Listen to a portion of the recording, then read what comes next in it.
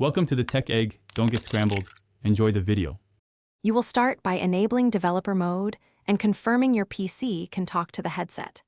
Connect the Quest 2 via USB, allow USB debugging on the headset when prompted, and run a DB devices to verify a connection.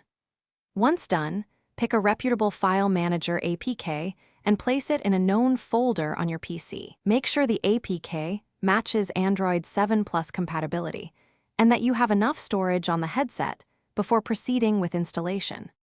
You will now install the file manager using ADB commands.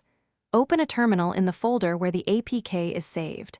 Type a db install r file name. Apt and press enter to replace older installs. If you see a success message, the APK is on the headset. Once installed, set the file manager's storage permissions from the headset or via a db shell pm grant commands. Make sure to test basic tasks like browsing internal storage and copying a small file to confirm. You should launch the manager from unknown sources, grant storage and any overlay permissions, and walk through common tasks. Create a folder, move a file, and open an APK.